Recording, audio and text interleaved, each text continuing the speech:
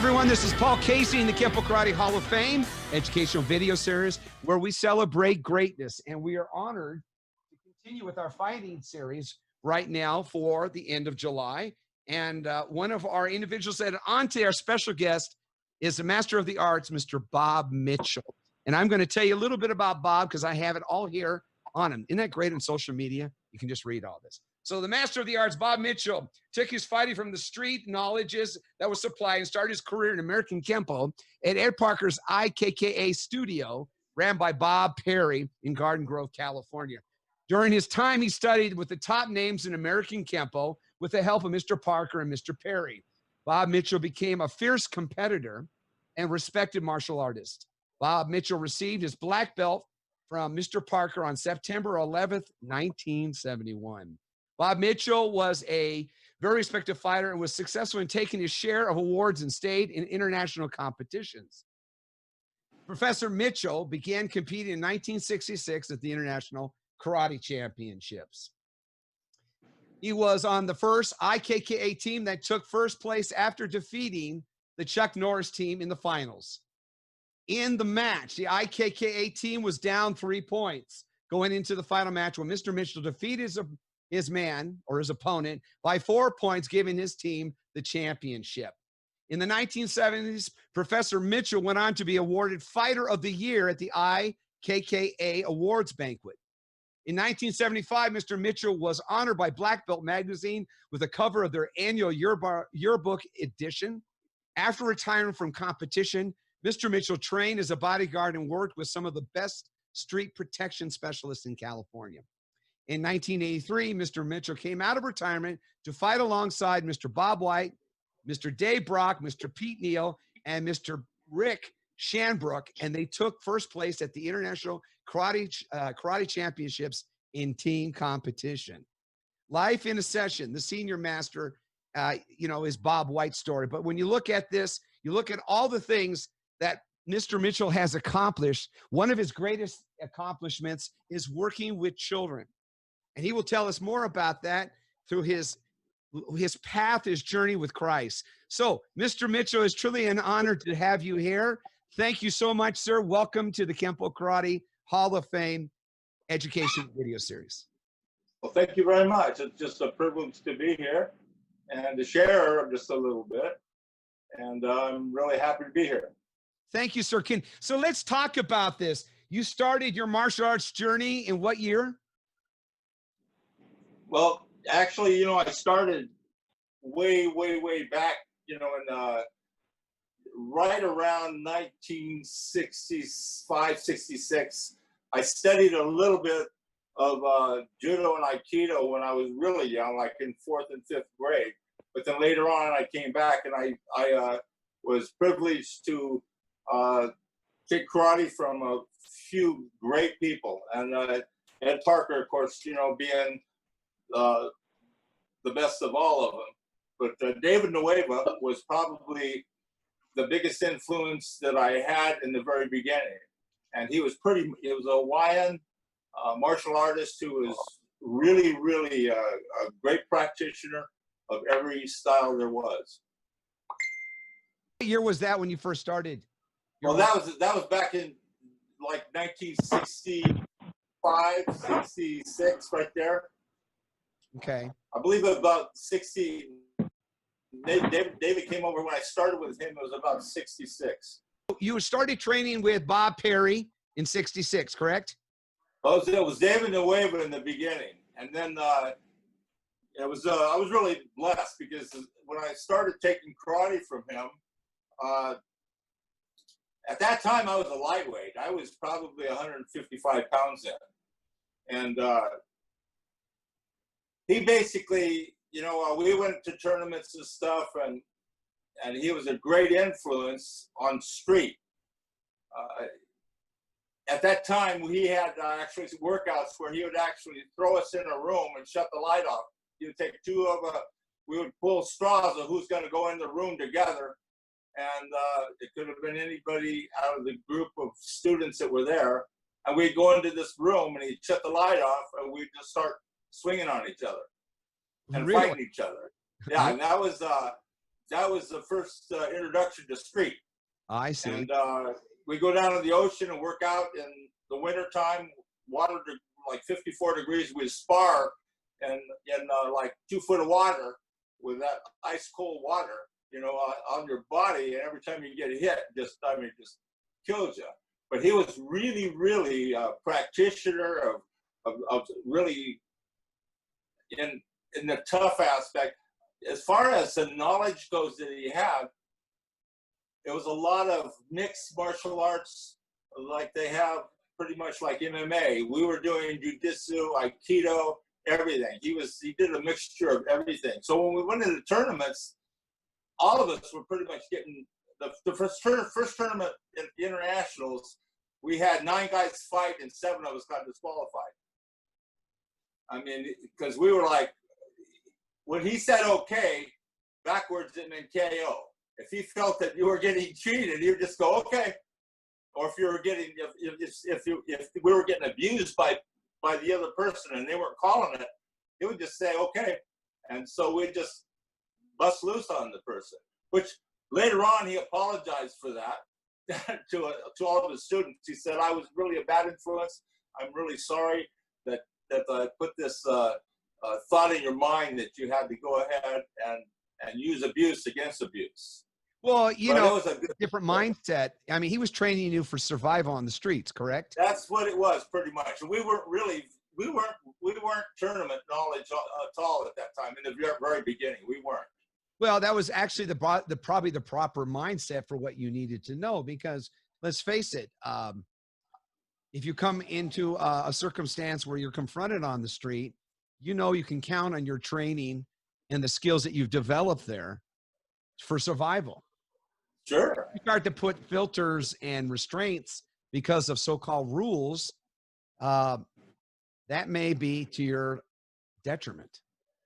And in those days too, you know, it's knuckle to knuckle, foot to foot. It wasn't pillow fighting like they do nowadays. I mean, in those days, if you didn't get out there and if you didn't really get respect from the person you're fighting from, you could be beating them. I mean, I saw a lot of guys who were great martial artists. They get in there, you know, and they would be beat somebody like 5-0, and then the guy, you know, would go ahead and just go ahead and throw a cheap shot and break the guy's nose. One guy's name was Darwin Jones, and he was a prime example of that. Darwin Jones was just a great fighter, but on the other hand, he was really, really one that would take too much punishment, and it's really a shame. Wow. Okay, so let's go from now your training from practical street fighting. What brought you to tournament fighting? Well, you know what happened was Mr. Nuuhiwa, you know, the studio that I trained in,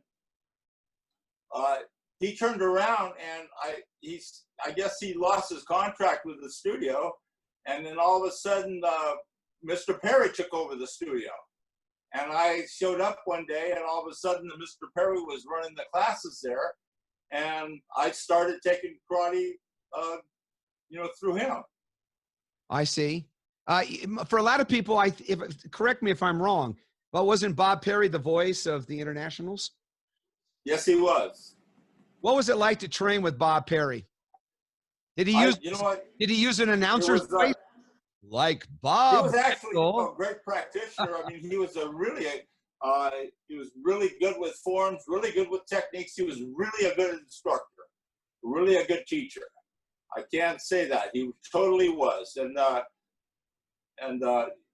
then of course later on he was a voice of the internationals. You know, he was really had a great voice, you know, for being an announcer.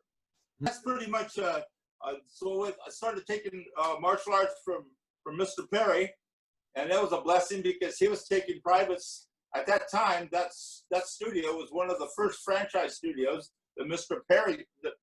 Parker started in the 60s, and I was really blessed to walk into the studio like that. And Mr. Perry was taking privates from Mr. Parker, and so it was really a blessing.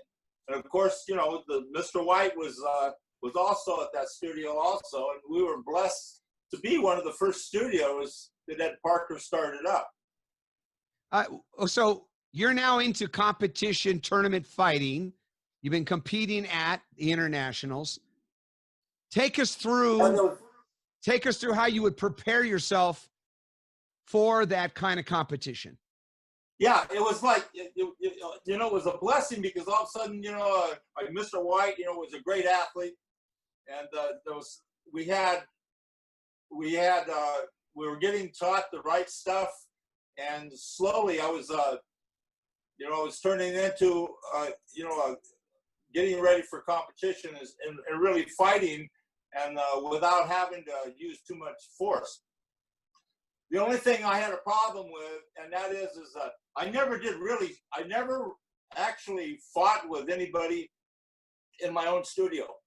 I worked out with my own students and I turned around and would get my timing down because I didn't want to get in the habit of holding back too much. Because in those days, if you didn't hit hard, you were going to get hit hard. Knuckle to knuckle, like I just said. I mean, if they didn't have respect for you, they'd take your head off. And one thing that I always taught my students is that if you go ahead and are known of somebody that's just going to take a lot of head competition and not do anything back, you're going to get hurt. So I was blessed there. I was lucky enough to establish myself as someone that wasn't going to be a taker. And I let everybody know that I fought, that this nose is straight. And if you want to hit me in the face, the tournament's going to end up in the parking lot. And so I was blessed enough to get that message out. And people actually began to think that I was really tougher than what I really was. Because in my heart, I was a person of love. But I found that being an intimidator was the best weapon that I had in competition. If I could get into a person's head, they could be so much better than me. And I did that to a lot of guys. I beat a lot of guys that were a lot better than me, but I got into their head that I was tougher and I was mean. And this, you know, I mean, a lot of people used to call me, you know, an animal, an intimidator, and Mr. Parker used to call me his animal. And I went along with that, and in a way, I really had a feeling like, you know what, this is me. You know what, everybody's afraid of me, and I'm a tough guy. But you know what? I wasn't a tough guy. I was the best actor in my own movie. Because in my heart, I really did have love for other people. My friends knew it. Mr. White and all my friends knew it. But I actually was you know, in my heart, I was a good person. And so I used the intimidation as a weapon, as a tool. And it was a great experience having the tools being put to me by Mr. Parker, right straight from Mr. Parker. So I was blessed at that. Did you ever work out, or did you ever take any private lessons from Ed Parker to prepare? Actually, you know, in the very beginning, Mr. Perry was going directly straight and taking privates from Mr. Parker, and I was privileged to go along a few times and learn a lot. He would come to our studio and he would teach from time to time. I know that it's a funny thing. I was telling Mr. White about it earlier, and that is that one time I didn't like a couple times I didn't like getting instructed just before I fought in the finals. I was fighting in a Four Seasons tournament, and Mr. Parker came into the locker room as I was warming up. I think I was going to fight Darnell Garcia that night in the finals. Mr. Parker goes, "Mitchell, come on over here." And he gets me over there, and he says, "Throw me a right hand punch," you know, and he's showing me what to do. And in the meanwhile, he's slapping me to death. I mean, he is. And by the time I got out there and fought Darnell Garcia, the fight was already. I was already beat up in the locker room by Mr. Parker. I mean, he could actually touch you and hurt you. Oh yeah. Oh yeah. And then it was really funny because it went on to the next Four Seasons tournament, and I was fighting in the finals again. And I was in the locker room, and all of a sudden I heard this voice, "Mitchell, where you at?" And I was telling Mr. White about this. I went and I ran over there, and I went around the corner. I jumped on top of a urinal and hid from it because I didn't want to be beat up before I fought. But Mr. Parker was a great influence on me, and I was really blessed that I had a lot of people fooled that I was crazy. And of course, nowadays, you know, everybody knows the real me, even though a lot of people say, you know, you were crazy. But my whole thing is that nowadays it's all about just giving back. It's about all the awards and Hall of Fames and all that stuff. Really, they're nothing compared to the awards that we get. All of us instructors that have been doing it for years, the giving back to the kids and watching them end up being champions in life. And that's our whole thing nowadays. And it seems like it took me several years to really realize that. I mean, I really think it's a neat thing that people think I was, you know, a decent fighter and stuff. But when they get into the mean part, you know what? I had to be mean. I had to be mean to really survive in that era because, like I just said earlier, knuckle to knuckle, foot to foot, they would take your head off if you didn't stand up for yourself and let them know you weren't going to take it. If you were beating somebody for nothing, they'd just try to take your head off. That's the way it was.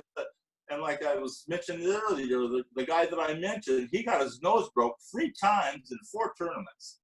I mean, it's ridiculous. So the people that fought in tournaments in those days that were respected, you know, they didn't get away with it. Mr. Brock, when he came up, a good example with him, he was like I believe he was an orange belt at the time, and he was fighting in the finals, and he was smoking this guy. I think, you know, 5-0 or something, or 4-0. I think 5 points for the win.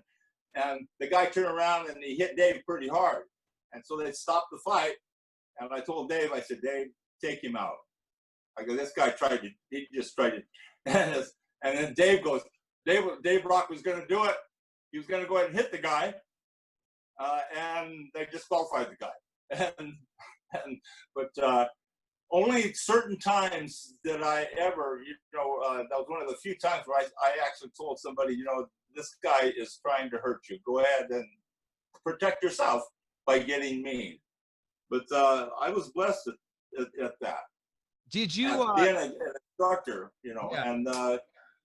and it was fun. Did you ever spend any time sharing that story with Frank Trejo? You know what? Mr. Trejo was coming up. You know, when we were black belts, Mr. Trejo was just coming up, and when he pretty much was in the era of the with Mr. Brock and the generation in there. We were pretty much Mr. White and the team we fought on was before Mr. Trejo. Mr. Trejo was just coming up when we retired about that. The reason but I did have a chance to work out with him a little bit. Yeah, you know, the reason I say that is that your story is so reminiscent of what you shared with Dave Brock. I was with Frank down in Ensenada, and I was fighting in the brown belt division. The guy was a cheap shot artist, and Frank pulled me aside, and Frank has colorful words to explain things. And basically said something along the lines that you're saying. And I said, no, I want to win this. And I won that match. And he said to me after, but exactly when the respect goes out of the ring, the punches start flying. And it's very interesting. Thank you for sharing. Can you give us three examples of tournament fighting that you ever had? You could have won, you could have lost, you could have been just a part of a team. Can you share 3 actual fighting experiences you remember with our audience? Well, you know, one of the first tournament I was ever in, one of the biggest memories that I have, the first person I ever fought was Saul Tallbear from Las Vegas. It was his tournament. Yeah, Tallbear. And actually, he was wearing a red belt. And it was my first tournament, and he was wearing a red belt. I didn't know it was his tournament. I didn't know who he was. I walked up to him, and I said, you're wearing a red belt. What's that? He said, I'm a master. I go, I was thinking to myself, that's pretty good. I'll fight you first. Hold on.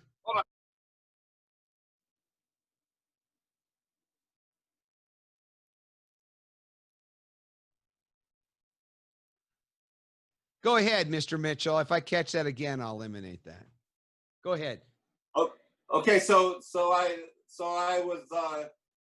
lined up next to Saul Tallbear because he was a master. He goes, well, what do you want to fight me for? I said, well, if I lose, I lost to a master. If I win, I beat a master. And fortunately for me, I beat him. And then went on and I fought Darnell Garcia. And that fight was the fight for grand champion that night. And not Darnell Garcia, it was John Intimidator. And I had him by 1 point with 5 seconds left, and he tied me up. And then he beat me in overtime.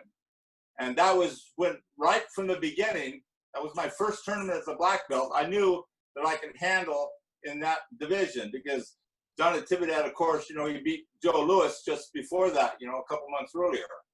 And so that was a big confidence booster for me. That was one of the experiences that I had. That first tournament was really really just boosted me up where I knew I could handle, you know, in that division. And then, there's another good example of would be later on. I had it's really funny. This is a funny story that I think about, and that is that I used to slide in on Four Seasons tournaments. I got, when I was a brown belt, this is crazy. Now I knew that if they gave a bye to the odd person, I could actually hide and slide in and then maybe get a bye in the first round. Well, I did that twice in a row with Mike Stone at Four Seasons tournament, at 2 of the Four Seasons. And Mr. Stone caught me. And he walked out there and he said, everybody here, he goes, anybody want to fight Mitchell? Everybody has a bye. If you lose to him, you can continue to fight. And sure enough, Darnell Garcia raised his hand. And it was a crazy guy. I fought Darnell Garcia twice that day. You won and lost both times. Huh? You won and lost both times. Everybody got a bye but me. So he taught me a lesson right there, Mr. Stone did. So cool. That was a pretty good one. Of course, Darnell, you know, I mean, me and Darnell, we fought each other several times. So I fought him in the day, and I fought him that night in the finals. Beautiful. Any more that you want to share with us? Oh, I did win. Okay. What was Darnell? I was fortunate enough to beat Darnell a few times. He's a great fighter, you know, and he ended up, of course, later on being Karate Fighter of the Year one of the years, you know. But Darnell was a practitioner. The Norris guys were really, really good practitioners. John Intimidator, Darnell Garcia, Ralph Alegria, Bob Alegria. These guys were really good practitioners. You know, I know with Darnell, the several times I fought him, he never fought me the same way. He always switched on me. If he fought me from a left neutral one time, he would turn around and fight me from a right neutral the next time I fight him. He was always changing. What did you learn from competing against these other competitors? Well, the thing is, one thing I did know, I learned right off the bat is that in the beginning I was all kicks. I threw a lot of kicks, and what happened was I ended up I pulled the muscle in my leg, and I was in the finals in one of these tournaments, and I turned around and I had to turn around and focus on being an inside fighter. And then all of a sudden I found, wow, you know, I didn't get disqualified. I was getting disqualified, you know, a lot I used to throw a flying back kick. Basically, I'd throw a front sweep and then push off my back foot and then spin in the air and throw like a heel kick to the head. Mm-hmm. And that was, but I was hitting about 1 out of every 3 tournaments, I'd hit somebody with it pretty hard in the face. So I got disqualified with that a few times.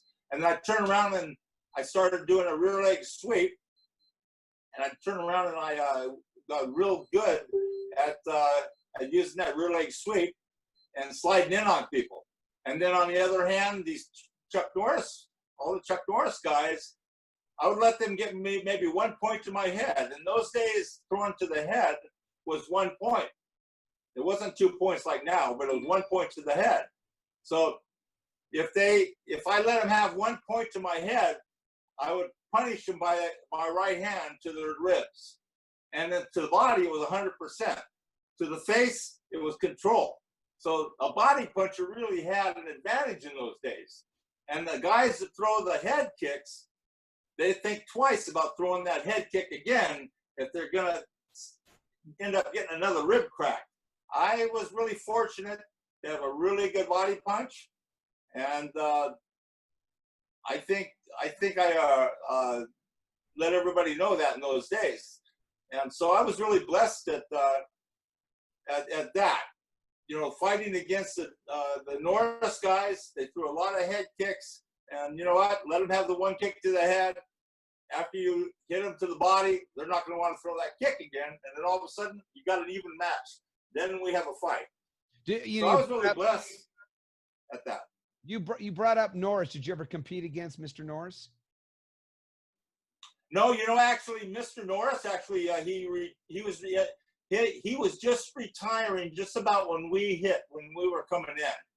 So we were fighting Natividad and basically his students, you know, that he was just about retired at that time. And he was a lightweight anyway. I probably wouldn't have, I always wanted to fight Joe Louis, but Joe Louis and Chuck Norris, they retired about the same time because Joe Louis was a fighter pretty much like myself.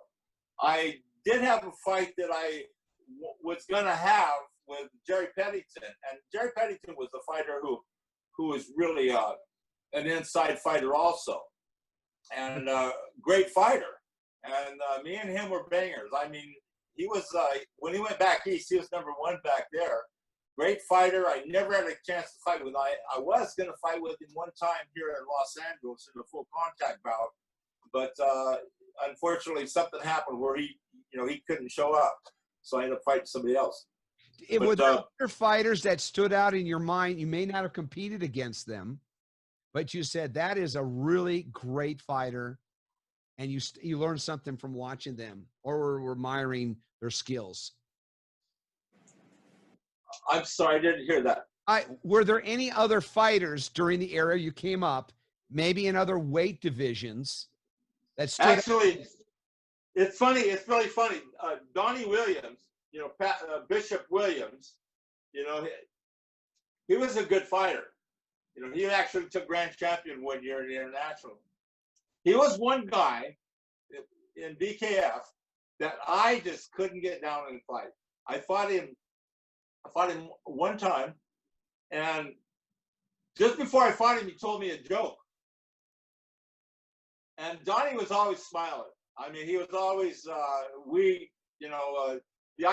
our IKKA team and BKF, we were great friends. All of us got along really super well.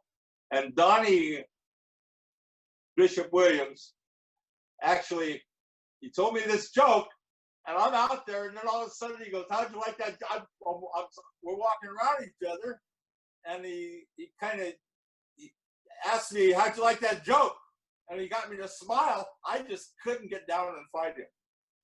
And he beat me I think he beat me 2-1 or something. I just could not, because my whole fight was getting down and really getting mean. And that's one guy that I just could not get down. I never will forget it. I couldn't get down and fight him. What about Steve Muhammad? No. Steve Saunders actually came out of retirement, and Mr. Brock team fought that team, and I never did have a chance to fight with Steve Saunders, who was known now as Muhammad, but great fighter. I mean, he won the internationals when we were coming up. He took grand champion at one of the internationals, one of the very first internationals. great fighter, you know. And some of those guys like Ralph Castellanos, Steve Saunders, they were all legends when we were coming up through the ranks, you know, as brown belts, because they were in the very first internationals. You're teaching now. Of course, Mike Stone, got to mention Mike Stone. Mike Stone was right in there also. I mean, he was like amazing.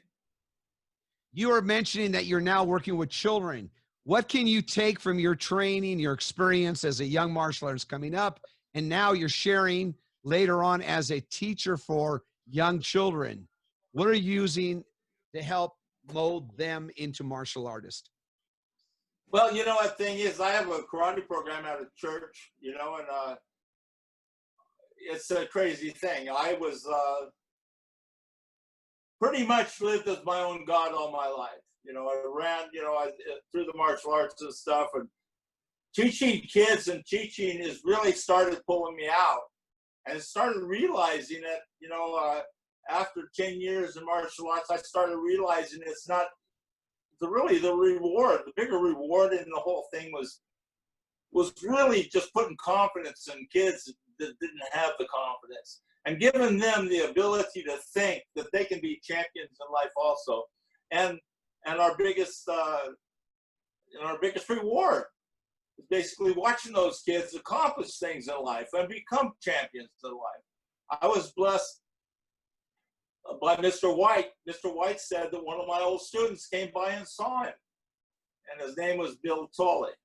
I had this young man, like 10 years old, and you know, he didn't have a dad, and you know, he ended up winning in a lower division. I think he took a second place in the internationals as a blue belt in a lower division, and he came in to Mr. White, and he told Mr. White that basically that I gave him, instilled in him the confidence of where he ended up in life. And he ended up an aeronautical engineer, and he, you know, was very successful. And I gave him, instilled in him, a belief in himself that he could achieve. And that was reward.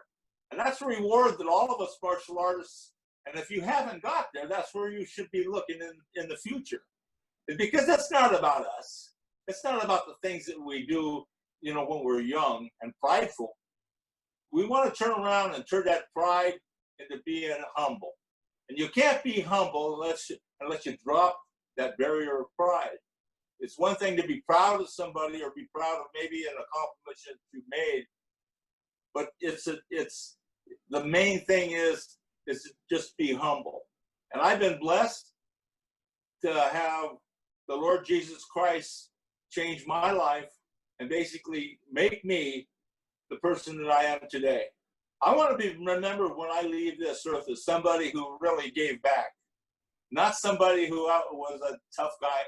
I mean, all that stuff is good, and I'm really, you know, I mean, I have some great memories of fighting and all that, and that's fine and dandy. That's good to a certain point. But I want to be remembered really as a person who gave back, and teaching at a church. I've been my program has been at a church now for several years, and I've been really blessed since I came to the Lord. You know, He's changed my life completely. Before we go any further, Mr. Mitchell, please tell everybody the name of your karate school and or the system that you're teaching there. Well, I am the founder of United Martial Artists for Christ. And if you go on to unitedmartialartistsforchrist.com or .org, either one, and basically we hold events every year. The big events that we hold are, we've been doing them, we did them, you know, since 2004. And I've been blessed, you know, with different people like Chuck Norris come in and speak, and world champions in all styles and weapons. I've had just amazing, Butch Tagasela. I've had Linda Puglisi. I've had Chuck Norris. I've had Eric Lee. I've had just several Bishop, I've had so many Benny Keys. I've had so many people actually come to these events, and a lot of them share, and a lot of them go ahead and they put on exhibitions with their weapons. Of course, Butch Togasela, with the Commons. Linda Puglisi, she's amazing with her Commons, and she was a world champion at one time. So I've been blessed with all these people. We still there? And all the people that comes to these events are pretty much, they want to give back. And they basically hit that line where giving back is the reward that they have as being a martial artist. So I've been blessed there. UnitedMartialArtsForChrist.com or .org, like I said. And if you go on the YouTube channel, you can actually see there's close to 52 videos on there. And you can see Eric Lee, you can see Linda Puglisi. She did that demonstration to deliverance for several years with us. And I've been blessed having all these people come in and basically just come in and share, and everything is, and I've been really blessed by being backed by several churches. So our events, are pretty much Bible based, and we've have a mid speaker and we have an end speaker. And at the very end, we've been super blessed by seeing several people change their lives and actually move on to have a relationship with Jesus Christ. And my program at the church, same thing. It's pretty much, it's all Bible based. We start with the Lord's Prayer, we finish with the Lord's Prayer, and it's been a blessing also. Mr. Mitchell, I was told that recently you became a pastor. Yes, a few years ago. Through the years, Pastor Raul Reese has, he's got a church in Diamond Bar, and he's got, he's in the very beginning, he's got, he teaches Kung Fu, San Soo Kung Fu, and he got involved and started, helping me with the programs that I had. And for several years, he'd do the close on my events. And, he and several other people said, you ought to get ordained. Well, I turned around and I just, I was speaking all over the place. I've speak to several different states, and I've speak Orange County Rescue Mission. I've spoken at several different U-turns, U-Turn for Christ, Liberty Ranch, a lot of different rehabs, and just, and I had a chance to really express what I was doing and preach about the love of Jesus Christ. Well, finally I did, they said, well, you know what, maybe I thought I don't need to be the word pastor in front of my name to preach. I mean, pastor just means teacher. And I mean, if you love the Lord and if you share the love of the Lord to people, you're doing the work of a pastor. But I went ahead and got ordained for one reason, and that was basically so I could get more speaking engagements. I went to Mexico. I spoke at a cartel prison in Mexico. I've been all through the mountains of Mexico, down dirt roads, and I've been blessed to go out there and share the word of God. And the whole thing is it's just God has been good to me. And God has been good to Mr. White, Mr. Dave Brock. We're really blessed that he did come into our lives. What's the biggest challenge that has faced you since you become a pastor? Well, one of the biggest things is a sin. I mean, I'll be honest with you. You know what? It's not. The word pastor is it put me in a spot where really, I've got to really watch my P's and Q's a lot more than I used to. Because if you're a role model in anything, and if somebody's looking up at you as somebody who is in a high position, you've got to pretty much watch your P's and Q's and what you do. Of course, we're all sinners. Everybody sins daily, but, we have a forgiving God, and he forgives us. But still, being basically sharing the word and using the word pastor is really a tough thing. Because you know what, I found, there's situations where, where I might not do something right, but I'm just so thankful that, that I have a forgiving God. How are you dealing with the recent social issues that we're facing in our community? And I say community, we as both martial artists, but as also as Americans. How are you dealing with that? Have you been confronted with it? How are you dealing with that? And how do you help? Well, we had a problem, I teach out of a church, and they did shut down my program for a while. And so it's really tough. And Mr. Bob White, we had a test at his studio this morning. In fact, I'm at Mr. White's studio right now. And the tests, the three people that were testing had a tough time. The tests these are not simple tests. They're hours and hours long. And for them to be in shape for this thing, it really is conditioning. And it was really, really rough for these, the two girls that went for black belt. It was really a tough test for them. They couldn't do it in the studio. They had to do it. They put mats out right in front of the studio in the parking lot here. And we had this black belt test right here today. And they did a great job. It's really tough for everybody who teaches martial arts, especially if they're down right now. The thing is that it's having a karate studio and being involved in teaching and stuff, there's no retirement on this. The people who took up teaching martial arts all their life, there's a reason why it costs money. I mean, Mr. White has been here several years, and it hasn't been no easy thing for him to get where he is right now. He had to work hard to get where he is right now. Do you ever spend quality time? Let me ask you this. Have you Yes. spent quality time discussing these things with Mr. White? Any guidance, Yeah, any thoughts? Actually, we talked about it, and it's really, we talked earlier about this, these are times where martial arts studios are going to close down. And that's the truth. These are bad times. The people who are going to survive this are the people who went overboard to make it work. I know Mr. White was giving lessons, online and stuff even. And a lot of people need it. They need to be pitched. It's easy to say, go home and practice. But people need a place to work out with other people to get the motivation to move forward. It's not the easiest thing in the world just to say, go home and practice this and practice that. It's hard to do.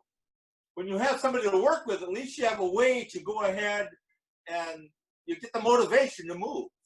And I found that with my students, they were getting to get them back, I had to start calling up.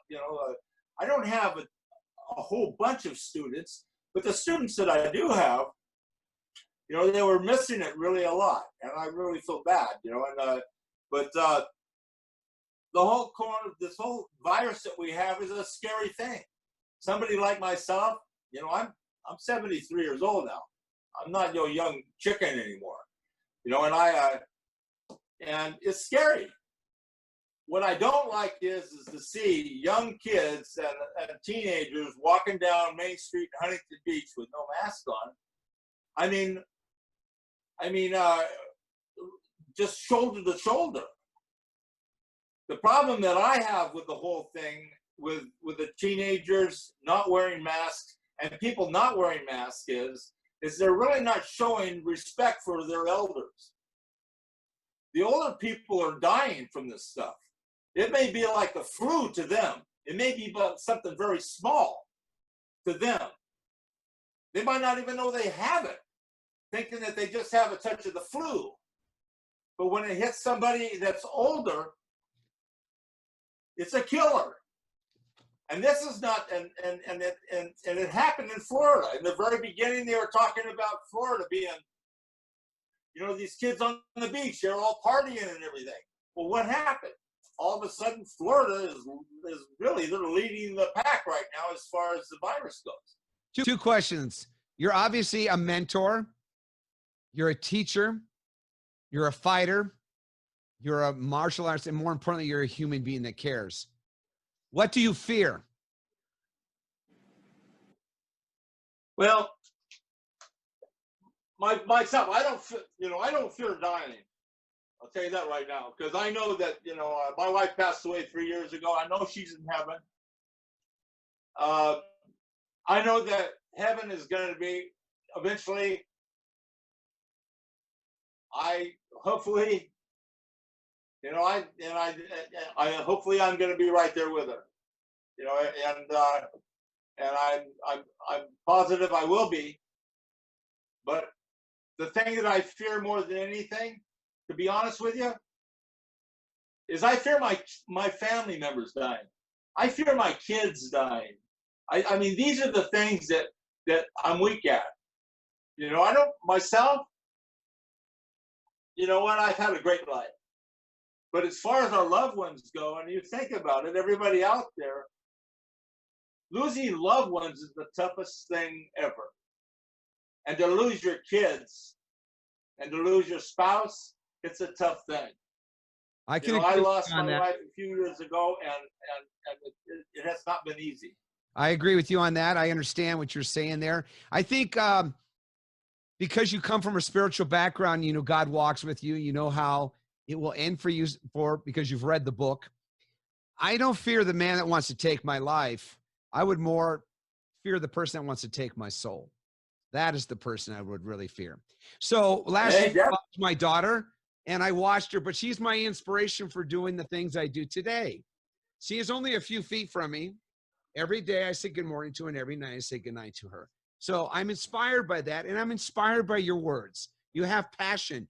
You used to put fear into somebody else when you got on a mat. Now you don't fear because you understand. So that is wonderful. So what we're going to do right now, sir, and it's truly an honor to hear from you. You have such compassion, not passion, compassion for others. So I'm going to ask a lot of our viewers here, they're people that are inspired by you. So you're going to mentor them with answers, and hopefully our people will ask questions related to Master of the Arts, Bob Mitchell. We're going to start with somebody that, recently was diagnosed with COVID-19. He has overcome it. He's been fighting it. He is truly cut from a piece of cloth. And I would consider him to be your brother, Mr. Dennis Knatzer. Dennis, how you doing, sir? Say hello to Mr. Mitchell. Hello, Mr. Mitchell. Been wonderful listening to you. Yeah, well, it's good to talk with you again. Who's your barber, Dennis? I haven't had one here recently, but I was COVID positive like 10 days, 12, 13 days ago. And they had me down in COVID jail for a while, of which I guess I'm one of the lucky ones. I've never had any symptoms.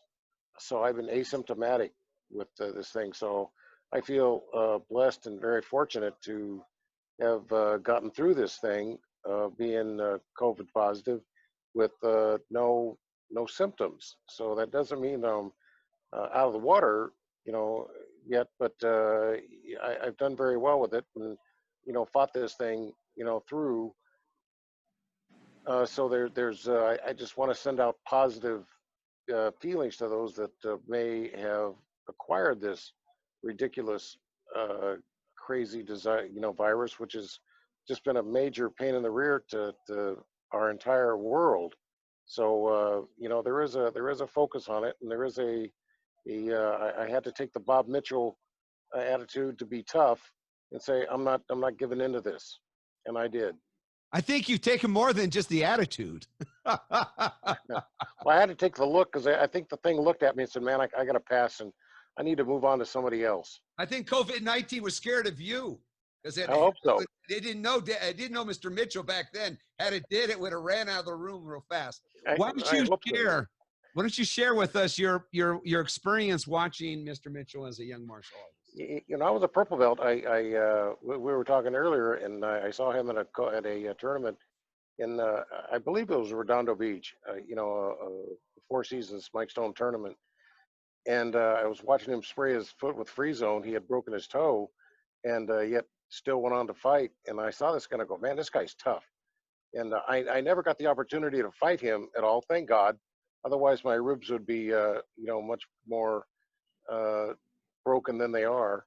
And so, but he was a very tough fighter, a gentle man, and a sharing man. He'd be sitting there and he would share questions with even a little lowly purple belt like me. He would give me advice and talk to me. And so I respected him highly.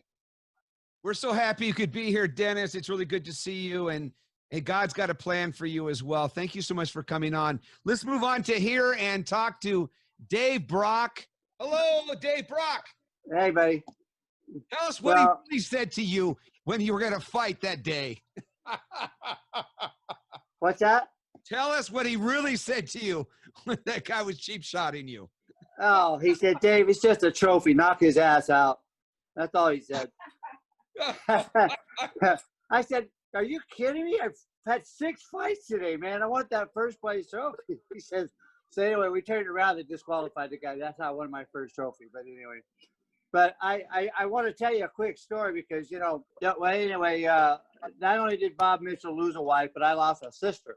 He was married to my sister for 44 years. Okay. And I'm going to be honest with you. In the beginning, I tried to talk her out of it.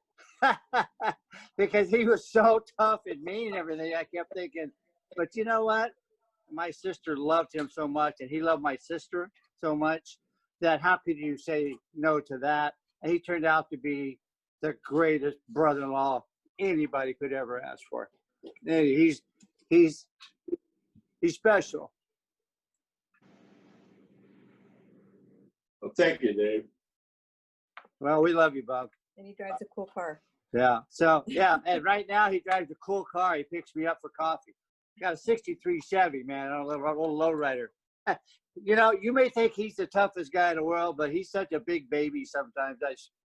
We'll go cruising down Main Street, hiking, and he'll put on these sound effects on his car.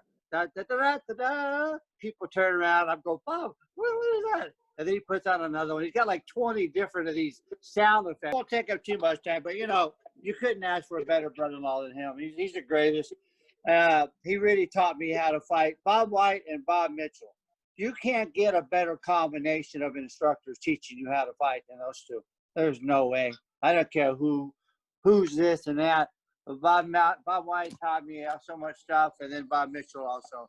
The thing that Bob Mitchell teaches is you know, you don't take nothing. I mean, you just stuff it down the guy's face. You know that.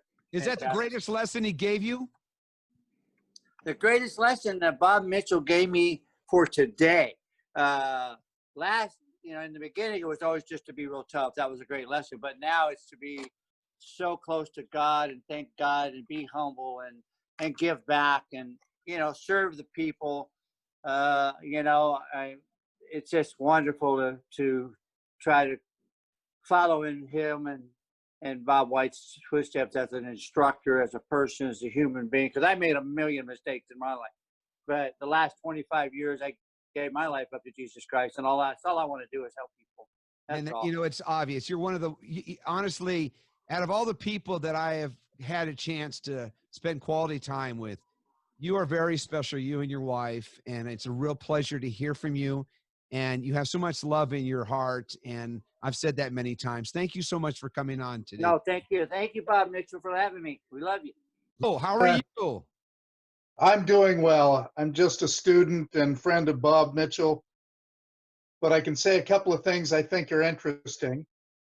First, I've been to Bob White's studio many times for many seminars, and I can remember one seminar in particular where Ron Sanchez was teaching us how to keep out of a fight with somebody who is really pugnacious, let's say. And here I was, filled in a room full of about 18, 20 black belts. I think I was just a first-degree brown at the time. And I'm watching everybody get up on stage, and I'm thinking, Bob Mitchell teaches us what to do about this all along the way. So I'll bring this up. Yes, my friend and my instructor, Bob Mitchell, is definitely a man of the Lord, but there's absolutely the street built in his teaching. And from maybe yellow belt on, he's letting everybody understand what to watch out for, what to look for, instead of just teaching techniques, just teaching methods. He's teaching mind control, understanding, even to the point where I pay attention to where I sit in the restaurant. But get to my story. Ron Sanchez was trying to get everybody to not start a fight with a guy, and everybody was either getting into a fight or running away and getting caught because they couldn't run because they're trapped in a store. And all I know is I'm thinking to myself, yeah, Bob Mitchell's been teaching us this all along. And I got up there near the end and I was able to handle Ron Sanchez with the only mistake I did at the end when Ron Sanchez got right up in my face. I forgot to get up really close with my hands closed in to punch his shoulders, because I got to tell you, Ron Sanchez can be a little bit intimidating when he raises his voice. But I bring that up because Bob Mitchell teaches you how to apply what you're learning. You understand that he's a man of God, but I think I feel blessed because he wasn't always a man of God. And if you got to know how to protect yourself, he's teaching that. I share that also because his friend, who's become a friend of mine, Mr. Bob Harris, also being trained by Bob White and Bob Mitchell, points out what I know to be the obvious. Bob White can teach you all the fine tuning of what to do, how to apply your skills and take them to a level that can best win in a tournament. Bob Mitchell can teach you how to tear apart the opponent that you've got in front of you. Have no fear of him, and by the way of making that person fear you, you will win because you've broken him down. And so I thank you, Bob. You've been fantastic. Love you as an instructor, admire you as a pastor, and I'm blessed to have you as a friend. Thank you. Thank you very much. By the way, Mr. Sanchez will be our special guest tomorrow. So if you have a chance, come back tomorrow, folks. We will be discussing it. Thank you so much. Have a blessed day. Let's go over here and talk to Greg Hildebrand. Greg, how you doing, buddy? Unmute yourself. Hello, gentlemen. How are you? Very good. Sir. Why don't you say hello to Master Bob Mitchell? Hello, Mr. Mitchell. How are you, sir? Pleasure to meet you finally. I have one question. It's probably a question you've heard a million times. I usually ask martial artists that I know that are fairly rugged martial artists, have been through the scrape, you might say, a few times, and then have come to become more spiritual and closer to Heavenly Father and later on in the years. And so the question I have is, do you find any conflicts teaching martial arts, striking arts for damage and fighting, and your Christian faith? No, yeah, well, there is, the thing is, is that when I teach my kids, when I teach my adults, the thing is that God does not want us to take punishment. In the Bible, if a person really reads the Bible, there's a lot of stuff going on there. There's a lot of fighting going on. There's a lot of war going on. A lot of sword. A lot of things going on with weapons. Now, the thing is that God wants us to protect our own. When I teach a child or to protect themselves, I don't turn around and give a discipline and tell them, you know what, just get out there and just do it. Number one, walk if you can. Turn a cheek and walk if you can. But if you're cornered, I want you to come out fighting. Because our Lord does not want us to take punishment. And that's the truth. Years ago, I had a little thing, where I got my, one of my boys got in a problem at school. And I walked in there and all of a sudden, they said, well, your boy did this to this guy right here. And I said, and my son told me, you know what, Dad, when I was young, this guy used to bully me when I was young. And I come to the point now with my friends, because my youngest one ended up being a very big kid in school later on, and he ended up being very tough. He said, Dad, I'm a bully to the bullies. And you know what? That made me, I actually felt good then, because you know what? He actually learned to stand up for himself. And he actually stayed with the same kids that he had, the same kids that he ran with when he was young, that he played chess with and checkers with. And the thing is that he was actually sticking up for the kids that were actually the more non-aggressive kids. And he goes, I'm a bully to the bully. And I love that. Thing is that, sure, it's hard to go ahead because somebody's going to ask you, do you teach violence? No, we don't teach violence. We teach self-defense. When to strike and when not to strike. And the thing is not strike. If you can avoid any confrontation, the main thing is turn and walk. But the Lord wants us to protect ourselves. God wants us to protect ourselves. And that's the main thing. So I'm sure that you and, the way, that's probably the same response that you have. Yes, sir. Yes, sir. Like I said, I don't have conflicts within myself with it myself. I just wondered if you had found any in your experience and everything. But thank you so much for your response. I appreciate it very much.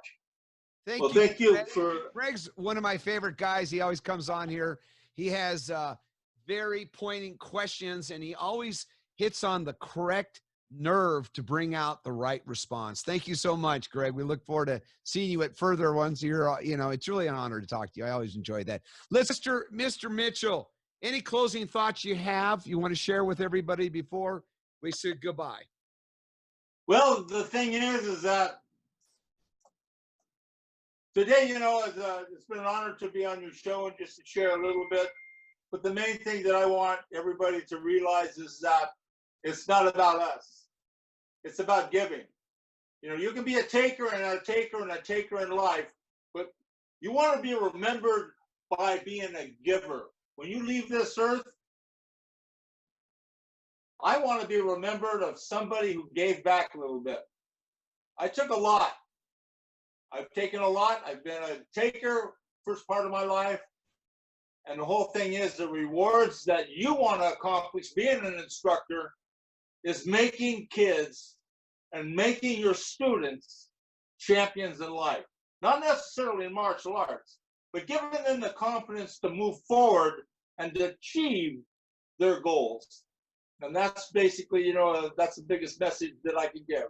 And the other thing is that just to keep in mind, when things are down, you may not be a believer in the Lord at this moment, but I'm going to tell you something right now. When things are tough and things get really bad, He's there waiting. He's there waiting. He's knocking at your heart daily. And all you have to do is just let Him in, and He'll change your life. Thank you. I really appreciate being on this show.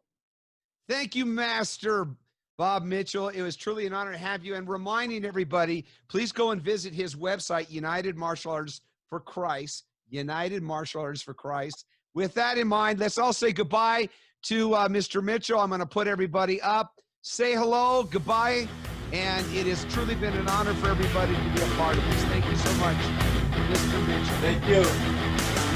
God bless. God bless all of you. Take care. God bless you, Mr. Mitchell.